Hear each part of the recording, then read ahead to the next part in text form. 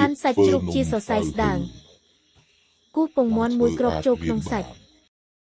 ថែមស្រាសម្បកសាច់និងម្សៅឆាមួយស្លាបព្រាច្របល់ចូលគ្នាឲ្យសព្វរួចអាប់ចោល10នាទីយកបន្ទះសម្បកគាវចូលលក់ក្នុងប្រេងឆារួចស្រង់ចេញគម្រាបត្រួតលើគ្នារួចប្រើដៃសង្កត់ឲ្យទៅជាបន្ទះស្ដើងមូលរងចាំទឹករំពុះរួចយកទៅចំហុយរយៈពេល5 នាទីក្តៅខ្ទះចាក់ប្រេងរួចចាក់សាច់ដែលអាប់រួចចាក់ឲ្យឆ្អិនរួចចាក់ទឹកចូលលក់សាច់ចេញមួយកញ្ចក់ឲ្យសព្វហើយរួចល្បីទៀតលូដាក់ចានបំរើ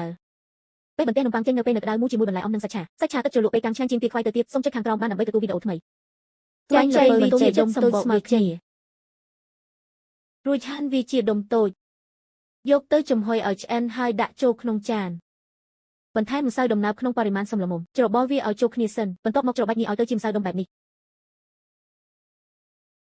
វាធ្វើជាទម្រង់ពែងតូចរៀបចូលក្នុងឆ្នាំងបំពងអត់ប្រេង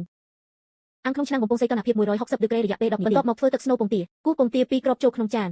ចាក់ទឹកដោះគោស្រស់កន្លះប្រអប់ស្ករ1ស្លាបព្រាកូរច្របល់វាឲ្យសព្វល្អសម្បុកនំឡើងរាងបានល្អហើយចាក់ទឹកស្នូលចូលប្រហែល8 ភាគ10សីតុណ្ហភាព180ដឺក្រេរយៈពេល10នាទីទៀតនំតាតល្ពៅទន់ល្មើយឈ្ងុយឆ្ងាញ់រួចរាល់ហើយ